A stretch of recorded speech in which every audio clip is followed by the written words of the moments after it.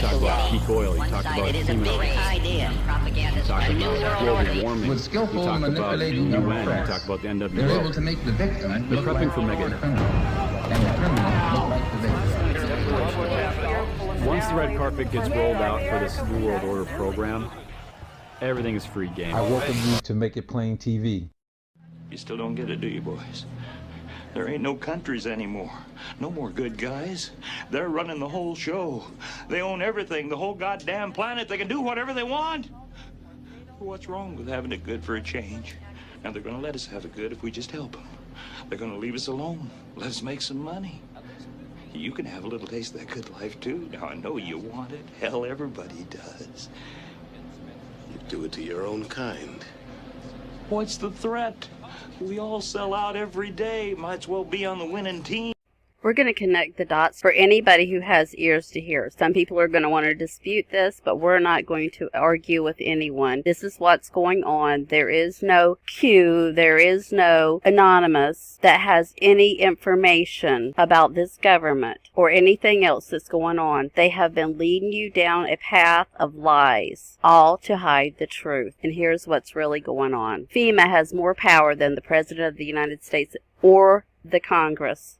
It has the power to suspend laws, move entire populations, arrest and detain citizens without a warrant, and hold them without trial. It can seize property, food supplies, transportation systems, and can suspend the Constitution. When a state of emergency is declared, Executive Order 11921 allows the Federal Emergency Preparedness Agency to develop plans to establish control over the mechanisms of production and distribution of energy sources, wages, salaries, credit, and the flow of money in the U.S. financial institution in any undefined national emergency. It also provides that when I heard your conversation with Scott Gottlieb a little while ago, and you were right. Why are we allowing local, municipalities to make restrictions on our kids, freedoms based on, feelings and not science? Isn't that what we have scientific regulatory agencies for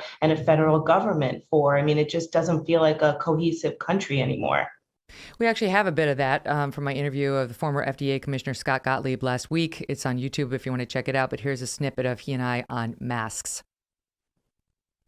But the masks are not effective, and there aren't studies proving that they are. The CDC's own study, deal with that, 90,000 students in the Atlanta school district, prove that they do not have any effect. Why isn't that valid? Why isn't the CDC relying on its own study to allow us to unmask our children? Yeah, my policy prescription would be that in the setting of a very contagious variant that we don't know how hard or easy it's going to be to control in a school setting, where the imperative is to keep kids in the classroom and also keep them safe. We should go into the school year adopting all the reasonable measures that we can take and peel them away as we Masking see how has negative effects. Masking has negative effects on children. That's been proven as well. This is not a harmless measure, and it's not helping. So why wouldn't we be honest about the CDC's own information? Well, that's where we're going to agree to disagree. Florida took that approach. They didn't have any mitigation in place in a lot of those school districts, and we saw the virus become epidemic in the schools. Now, it coursed its way through. What schools did it become epidemic in? Amongst children? In school spread? That's not true. And it wasn't true. We went back and checked after the show. It's not true. So, I mean, you've got even people like Gottlieb, who I would say of the officials who are sort of talking heads on TV, he's a little bit more reasonable, but he's pro-vax mandate, pro-mask mandate, although he will criticize the CDC and the government bodies for not handling this right. But even he, is out there sort of, yes, no, but mask mandates, you have to do everything reasonable, everything possible. No, the CDC's own study said this one doesn't work, and it's hurting the children, and they won't listen. They won't listen. They don't care. You keep hearing how resilient kids are. And every time I hear that, I think about the kids in the Romanian orphanage, the orphanages in the 90s, and how they were deprived of human contact and human, affection. And we have a much bigger sample size now in this country uniquely. My husband's from England. They have never masked young children. Even my high school niece and nephew went to school without masks all of last year, with the exception of 6 weeks when Delta was surging. And, Scott Gottlieb is lying because actually he can just look across the pond and see, Denmark, Tracy Hogue, who's done all the research on distancing and circulation, and the CDC has relied on her research, has said that this is not how the virus spread. The kids are largely immune. The kids should be allowed to resume normalcy. But Scott Gottlieb knows. Randy Weingarten had a panel a couple of weeks ago with 2 scientists who literally had no evidence to support their feelings that masks worked, in the presence of scientists who showed research and said, look, there is no evidence that they work and they come at a great cost. The feelings seem to be, it's like a mania. It's like captivated this country. And I get it. Masks have a feeling. They're sensorial. Like our intuition says that if we have something on our face, it must be doing something. But actually what it's doing is socially isolating the kids who need the interconnectedness more than anyone. And I've also been reading a lot of research about just the amount of bacteria growing on the inside and the outside of masks, and also like some eye disorders that can be exacerbated and other issues. But we seem to have just this one like singular focus, like put the masks on, masks up, or you're a bad person, or you're a bad kid, you're a bad student, you're gonna get punished. He tried to tell me that there have been many studies supporting the effectiveness of masks in school, and I got in his face and said, absolutely not. No, not one. If you look at the David Zweig article in New York Magazine, which I referred him to, he took a hard look at it. He came on this show a couple weeks ago and said he went to the CDC and the American Academy of Pediatrics, who are behind the student-issued mask mandate, and said, give me your evidence or the underlying data upon which you've based your recommendation.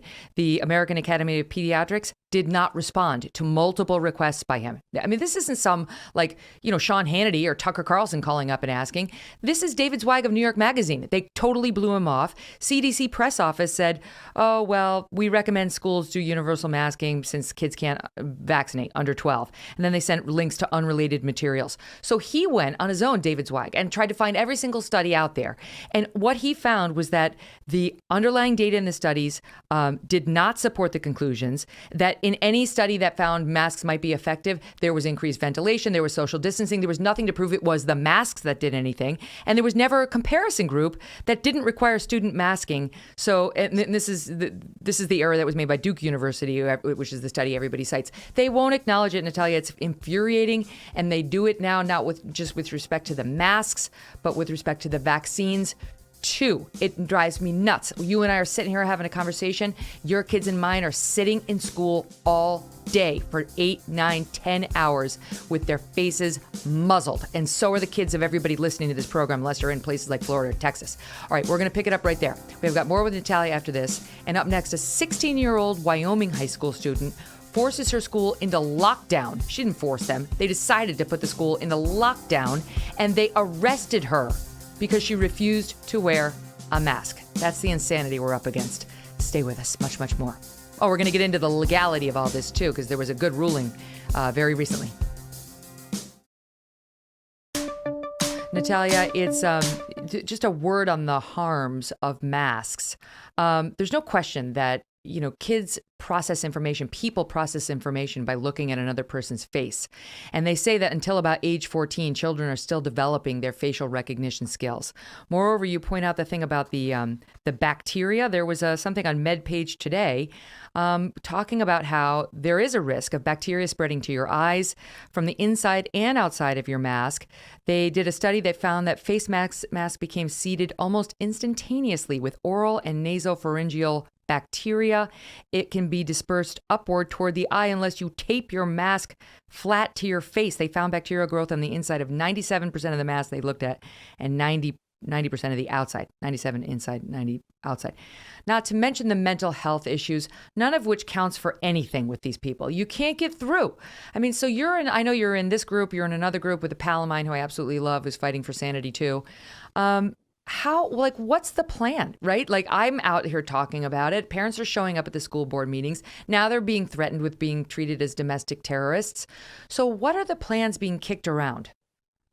I think this is really a good time. I think that there is a groundswell at this point where parents really are starting to question what the mitigations that have been implemented in especially schools are, and what is absolutely essential, because now it's become a long haul, and they're seeing kids who really are suffering, and there's no end in sight. So we have realized as a group of parents across the country that our biggest disability has been that we're fragmented. We don't have a union.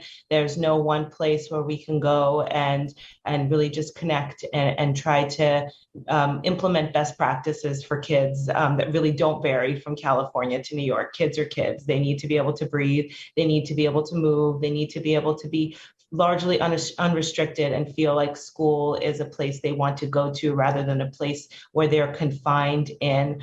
So we've started, just talking. We talk with parents in California, in Oregon, Minnesota, Pennsylvania, all over the country, and really try to implement an awareness campaign. Mm-hmm. Obviously, we don't have the power to unmask our children, and that's so frustrating to so many of us, but we can challenge adults to mask like children. And I think that that's harder than most adults imagine. These children have to put on those masks often at 7:30, 8 o'clock in the morning. Many of them in New York City, especially, they don't get breaks. It's explicitly written into the DOE guidelines. No mask breaks. Don't take it off outside. No recess. No gym break. So you're, kicking a ball around, sweating in a mask, suffocating, but nobody can really see that, and nobody cares. I mean, that's an incredible message to send to our kids too. But we're trying to raise awareness that this is how kids actually mask, and we're going to have a Mask Like a Kid Day, which is going to challenge politicians. Our governor Hochul, who always appears on camera unmasked and communicating with the masses unmasked, because she obviously knows how much easier it is to communicate and establish connections unmasked. I'd like to see her mask. I'd like to see reporters mask. I'd like to see, people who are just walking around on the street mask like kids. So 8 a.m. to, 3 o'clock in the afternoon, a 20-minute break for lunch, but a mask the rest of the day. And by the way, you can't just access water anytime you want to, just because your mouth is dry. For instance, in New York City, in some schools, I know that kids are forced to leave the classroom, stand 3 feet apart at designated times just to get a sip of water. That's what masking like a kid means. And I don't think any adult is experiencing that and that kind of loss of agency. It's a great point. My 8-year-old just told me yesterday that if he wants to get a drink of water at school, they make him you can pull down the mask to take the sip, and then before you've even swallowed, you have to have the mask back over your nose. They're putting into these kids, they're treating these kids like they've got some hideous communicable disease that any breath caught out into the open could be lethal for one of their. It's not true. And I resent them scaring my 8-year-old when my husband and I have done such a good job of not doing that, right? It's like we're fighting against the schools on this, not with them. On the subject of sort of civil disobedience, 16-year-old girl, Wyoming, decides not to wear the mask to school. She gets suspended for 2 days. She does it twice more. She's trying to make a point. I don't want to wear the mask. So that's 6 days. If she gets to 10 days, she's expelled. She goes into the school, I guess, on the third time or after the third time. She wasn't supposed to be on school property. She goes into the administration office, I gather. And they throw the school into lockdown. She didn't have a gun. She wasn't making threats. She didn't, there wasn't some domestic terror threat. And she got arrested. Here's some video of it. Please let me into class. I can't unless you're going to wear a mask, kiddo. So You're taking away my right to go to school. Well, I need you to wear a mask because that's what we got to do right now. You've been suspended. They've asked you to leave. Sounds like you're refusing to. All right. So as law enforcement, I am now respectfully requesting that you leave the premises because you've been suspended. Are you willing to do that? No.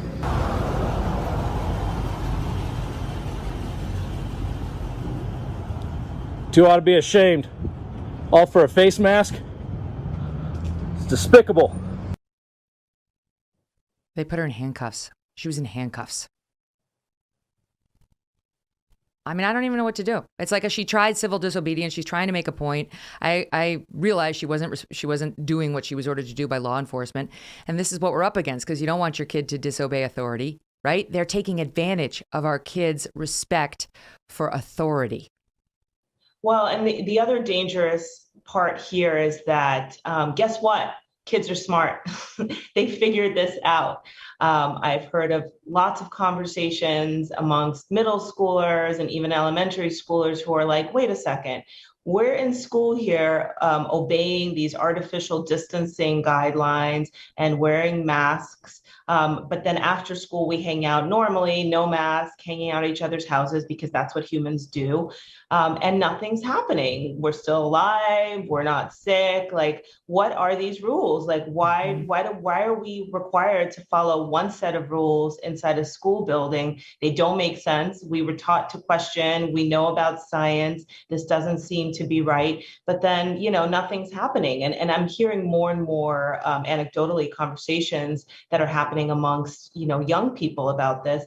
And I don't think this girl will be the only one, because kids really have a sense of justice and injustice, and they need to live in a just world, but that's not what we are setting up for them. But let's make a point of saying, in this country, this is not happening in Europe. Okay, in Europe, they have been sane. Is it Alec McGillis? Sorry, it's just written an article, a really brilliant article in the New York Times, talking about nuance and how important it is. If you're going to apply a mitigation like masking, that it's done with science and it's not a blunt instrument. It's done with precision. And in Germany, where he has been, people use masks discreetly on the, in crowded subways or buses or trains, and they take them off when they go outside, because there is almost no risk to people, to kids, adults, or any age outside. So if you apply it like a blunt instrument, this is the result you're going to get. If you use it with discretion and with sense and with science and evidence behind you, people might actually comply, including kids, like we did last year. Mm-hmm. It's been 18 months now. It's long enough. They can't keep going like this. And back to the original point, there is no end date. There's no metric. They just keep moving the goalposts. And while, people like you, people like me, may be trying to talk sense to our kids at home, we're up against teachers like this guy in Oregon who are pushing masks, pushing vaccinations on kids. And the kids know very well they're going to lose real things in their lives that are important to them if they don't go along with their teacher's authority. Here's a soundbite from the teacher, high school in Oregon, on vaccines. The only thing that's going to get us out of this mess is for us to get to that herd immunity level of vaccination, which is between 80 and 85% of the population vaccinated. Last time I checked at Clackamas County, we had about 66% of people vaccinated. So it's still pretty far from herd immunity. So if you want to be able to go to concerts and not have to wear a mask, be able to come to school and not have to wear a mask, be able to go to the emergency room if you need help, and be able to actually be seen in a reasonable time, you've got to get vaccinated. If it is an option for you because you are healthy and able to, please get vaccinated, and please tell the people around you to get vaccinated. We are literally going to keep being in this big fat mess with you until we get to that 85%. Who is she to tell the children what they need to do when it comes to their medical choices? Yeah, I mean, parents, are being completely eliminated from this equation. And, what an awful position to put kids into. And also, much of what she says is not true. Right. So, I mean, this is like the boy who cried wolf. Like, what happens when we actually do have a Spanish flu where kids are affected, or something that really disproportionately targets the youth? Like, what will they do when they've realized that the regulatory agencies actually never told them the truth, and that the federal and local officials lied to them?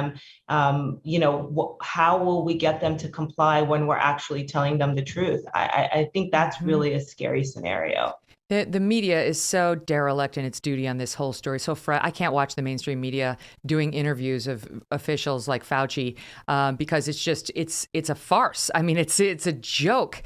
Have you taken a test? Are you going to take a test? No. Well, I'm not taking a test for some reason. I have no symptoms. I have not. I'm practicing pretty good social distancing. I don't go to. But it's hard to. I know. Fully do it as we. But not everybody in the United States should take a test. I mean, I have no symptoms. There's no reason for. Help me, nigga. Help me. I've been an airline pilot for 18 years, and now I'm facing an ultimatum. Not a choice, but an ultimatum. I'm being told in order to continue my career as an airline pilot, I must be vaccinated, which really means I have to choose between putting food on the table for my family and my freedom of choice. Whether you believe in vaccination is the right thing to do or not, the situation goes far beyond health. We, the American people, have fought for freedom for 257 years. We go around the world spreading ideas of freedom and democracy. We help other countries and people fight for their freedoms, while ours are being stripped away. You may think being forced to wear a mask or get a vaccination is insignificant, but when you begin to compile mandate after mandate and loss of freedom after freedom, it becomes very significant. As each thing is taken away, we face what is known as the shifting baseline syndrome. I need you to hit the like button so it can register on YouTube algorithm. And again, if you enjoy this free content, this free information, and you leave here smarter, which is my intention, then go ahead and hit the like button. This syndrome changes our idea of a new and acceptable normal. Soon, we will not remember what it was like to have the freedoms we once did. Our children and our grandchildren will experience less freedom, and they won't have the privilege or the pleasure to enjoy the same choices our parents had or that we have. If we give into these mandates and we do not stand up for our freedom of choice, we dishonor every armed service person over the last 257 years. A disservice to the people who have fought and bled for the very freedoms we enjoy. Whether you believe in vaccination or not, I'm standing up for your freedom of choice. You may support the vaccine mandates because they fall in line with your current beliefs. But if we let this happen now, there will be a day when what you're told to do will not fall in line with your beliefs. If we do not stand together and fight back in one voice, soon we could be told where to live, what job we will do, what religion to believe, and how many children we can have.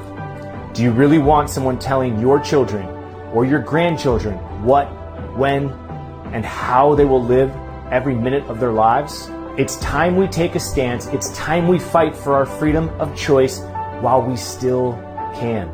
Join us. Visit usfreedomflyers.org. Help support our mission to protect and preserve our freedoms.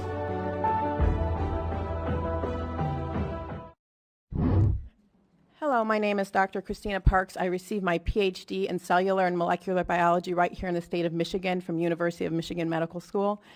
And so I'm very well versed in the science of both these mRNA gene therapy vaccines, this kind of technology, as well as what a vaccine is designed to do in the body, what it can do, what it can't do, and the fact that this is extremely complex science that has been oversimplified in the media to basically take away our freedom of choice. What I want to address today in this limited time is the fact that vaccine requirements and mandates are based on the faulty assumption that the vaccines in question prevent transmission of the pathogen, right? Does the vaccine for DTaP prevent transmission? No.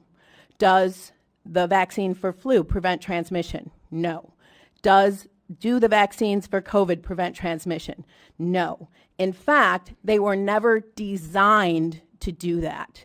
All right, so you're asking, what about this 95% effectiveness? If you look at those clinical trials, they do not say that they prevent transmission. They expressly say that they're measuring whether they attenuate symptoms. So they're 95% effective based on their clinical trials at attenuating symptoms for the first variant, which is essentially gone in our population. Right now, the predominant variant is the Delta, and CDC Director Walensky basically said that these vaccines have no ability to prevent infection by and transmission of the Delta variant. So, our policy needs not to be built on the hope of what we think something we want it to do, but what the data actually tell us. So do these viruses prevent, do the vaccines prevent the virus from infecting and replicating in the nose and nasopharynx? No. They've only been shown to prevent that replication in the lungs. They're different. The mucosa is very different than the lungs. It's very different than the blood. You inject it to the blood, you make antibodies in your blood. The virus isn't infecting your blood. It's infecting your mucosa, and you don't produce any IgA to neutralize it. In fact, recent studies have shown that the vaccinated, especially with the Delta variant, and the unvaccinated have similar amounts of virus in their nose and throat. In Barnstable, Massachusetts, the CDC tracked an outbreak of 469 cases of COVID. 74% occurred in fully vaccinated, and 4 out of 5 of those hospitalized were vaccinated. All right, so maybe they are mandating this because they just didn't know with the COVID. And so my main complaint is with our health agencies and the CDC, who basically know better and are misleading the public. So let's look at DTaP, which the scientists and the CDC have known since 2014 that the acellular pertussis vaccine does not prevent people from getting infected with the pertussis bacteria and passing it to others. In fact, it was never designed to do that. The vaccine was designed to neutralize the pertussis toxin. Pertussis, we know it as whooping cough. It can be fatal for children under 6 months. So neutralizing this toxin saves lives, all right? I'm not going to debate that. But what it doesn't do is neutralize the bacteria. So what happens is fully vaccinated children go to daycare, they pick up that bacteria, and they come home and they give it to their newborn brother or sister. They get deathly ill, and they go to the hospital. Hopefully, our medical professionals are able to save them. But who do they blame? Now the CDC is blaming anti-vaxxers for the limitations of this vaccine design. I suggest that they be transparent and tell parents that although it is preventing severe disease in their children, it is not preventing transmission because we have created a whole class of asymptomatic pertussis carriers who are increasing the disease. Now, the old DTP vaccine that many of you who are my age or older got did prevent transmission. When we switched to the safer acellular version, they knew that it was never designed to prevent transmission. It was safer, it had less adverse events, but pertussis cases have gone through the roof. There's a resurgence in pertussis because of the design of the vaccine, and the vaccinologists know this. They're trying to address it, and so we cannot mandate that something that does not prevent transmission. All right, what about the flu vaccine? Well, they have shown that basically there's no difference, there's no statistical difference if you're vaccinated or unvaccinated, whether you get the flu or not. But it's even worse because although that first year it is somewhat effective, it's about 65% effective at preventing symptoms in you, after that it actually has negative efficacy. And I want to address this because it's very important. Vaccines are made to a specific variant, and when that variant mutates, the vaccine no longer recognizes it. And so it's like you're seeing a completely new virus. And because that's so, you actually get more severe symptoms when you're vaccinated against one variant, and then it mutates, and then your body sees the other variant. So there's the potential, and the science shows that, in fact, with the flu, if you get vaccinated in multiple years, you are more likely to get severe disease, you are more likely to have more viral replication, and you are more likely to be hospitalized, both in adults and in children. We are seeing the same thing in COVID with the Delta variant. And so we are mandating that people get a vaccine that could actually make them more sick when they're exposed to the virus. In fact, this week, a paper came out, and what it showed is that with this Delta variant, when you're vaccinated, your body makes antibodies that are supposed to neutralize the virus. But they were supposed to neutralize the old variant. When they see this new variant, what they're doing is the antibodies are taking the virus and helping it infect the cells. All right, that science was just published this week. We need to be looking at the science, and we need our policy to reflect the science, and we also need it to reflect our rights. Okay. And so, as a PhD who knows the science, I'm in the category of the most vaccine hesitant group. Yes, PhDs are the most vaccine hesitant, followed by people who have less than a high school degree because they know what they don't know and they don't trust their government. And many people, the other group that is very vaccine hesitant are African Americans. 70% of African Americans have not taken this vaccine. Why? Because they don't trust their government. Do they have reason not to trust their government? Well, between the years of 1930 and 1970, the CDC conducted the Tuskegee experiment, where they took untreated males with syphilis and they refused to treat them. Even after antibiotics became available, they still did not treat them, and they did not tell them that they had syphilis. They told those people that they were there to secure their health, and they did not secure their health. They abused them. You say, well, that was in the past, although I don't think 1970 was that long ago. Well, in 2012, whistleblower William Thompson came forward and said, we published a study that said MMR does not cause autism, but we lied. In fact, we shredded data that showed that when black boys are vaccinated on time, they have increased rates of autism diagnosis, and we shredded it and we left it out of the paper. As an African American and a PhD, I want to ask each of you, are we going to exclude 70% of African American people from the workforce and from education? Right, my ancestors did not work this hard. I come from a family that worked very hard, and I'm very aware that my privileges are dependent on the work of my grandmother and my great-grandmother, and I have great respect for these people that put me where I am. And yet you're telling me that my son will not be able to be educated if, based on the history of African Americans in this country, that he doesn't want to be vaccinated? All right, so I will leave you with that question. Who are we going to exclude from the workforce? Are we going to continue with discrimination and segregation in the United States of America? Thank you. This channel is dedicated to bringing truth to power and engaging our enemy with intellectual warfare. The dominant society will never switch up their playbook, so we must make a new one. The war we find ourselves in is a technological war, using technology, propaganda, and psyops to oppress and control you. Black intelligentsia, please share the new black media, counter propaganda arms, make it plain TV.